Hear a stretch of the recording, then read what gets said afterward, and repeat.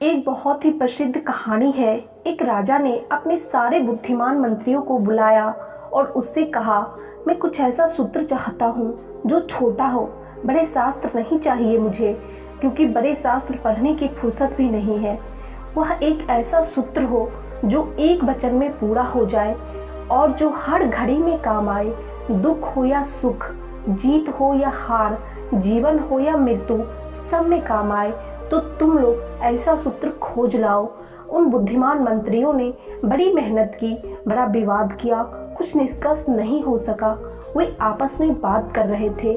तभी एक ने कहा, हम बड़ी मुश्किल में पड़े हैं, बड़ा विवाद है, संघर्ष है, कोई निष्कर्ष नहीं हो पाया।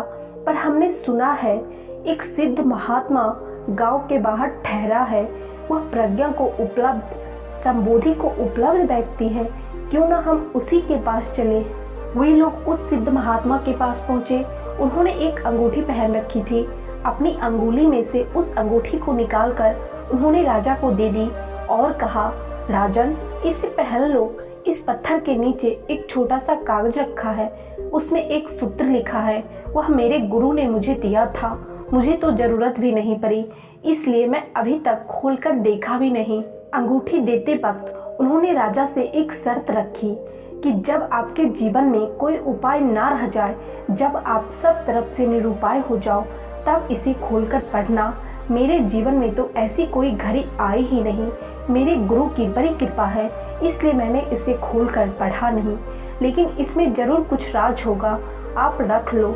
लेकिन शर्त याद रखना, इसका वचन दे दो कि जब कोई उपाय ना रह जाएगा, जब आप सब तरफ से निरुपाय और सहाय हो जाओगे, तभी अंतिम घड़ी में इसे खोलना, क्योंकि यह सूत्र बड़ा बहुमूल्य है। अगर इसे साधारणतः खोला गया तो अर्थहीन होगा। राजा ने अंगूठी पहन ली। बरसों बीत गए, कई बार जिज्ञासा भी हुई। फिर सोचा कि कहीं खराब ना हो जाए। फिर काफी वर्षों बाद एक युद्ध हुआ जिसमें राजा हार गया और दुश्मन जीत गया। उसके राज्य को हड़प लिया गया। वह राजा एक घोड़े पर सवार होकर भागा अपनी जान बचाने के लिए। राज्य तो गया, संगी साथी गए, दोस्त गए, परिवार सब छूट गए। 2-4 सैनिक और रक्षक उसके साथ थे, वे भी धीरे धीरे हट गए, क्योंकि अब कुछ बचा ही नहीं था। तो रक्षा करने का भी कोई सवाल ही नहीं था। दुश्मन उस राजा का पीछा कर रहा था। तो राजा एक पहाड़ी से होकर भागा जा रहा था। उसके पीछे घोड़े की आवाजें आ रही थी, टापें सुनाई दे रही थी, प्राण संकट में थे। अचानक उसने पाया कि रास्ता समाप्त हो गया है। आगे तो भयंकर गड्ढा है, वह लौट भी नहीं सकता था। एक पल के लिए राजा स्तब्ध खड़ा रह गया कि अब वह क्या करे। जब राजा को लगा कि वह सब तरफ से निरुपाय और असहाय हो गया है, तब उसे उस महात्मा के द्वारा दी हुई उस अंगूठी की याद आई। उसने अंगूठी खोली, पत्थर हटाया, उसमें से कागज निकला। उसमें एक छोटा सा वचन लिखा था, यह भी बीत जाएगा। सूत्र पढ़ते ही उस सम्राट के चेहरे पर मुस्कुराहट आ गई।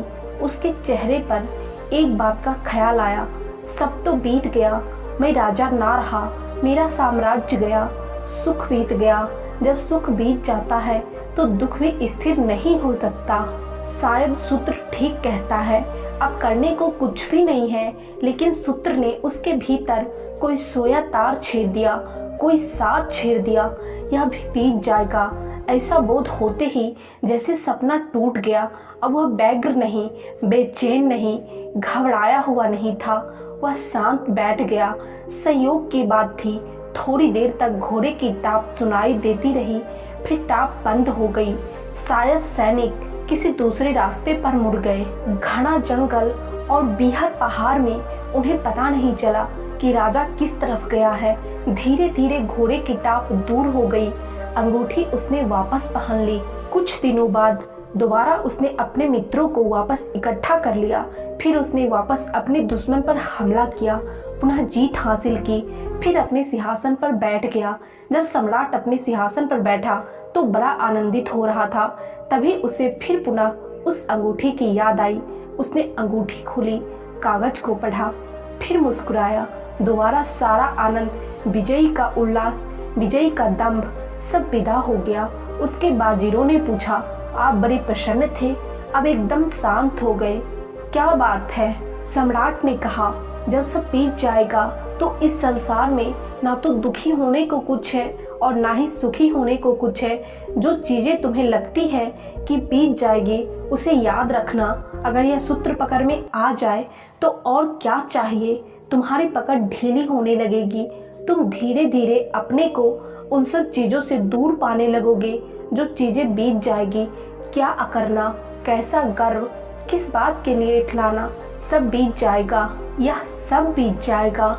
यह जवानी, यह 2 दिन की इठलाहट, यह 2 दिन के लिए तितलियों जैसे पंख, यह सब बीत जाएंगे।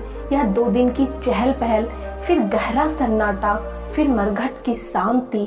दोस्तों, इस कहानी से आपको क्या सीखने को मिली, कमेंट करके जरूर बताइएगा। और आज के वीडियो में इतना ही। मिलते हैं नेक्स्ट वीडियो में, तब तक के लिए धन्यवाद।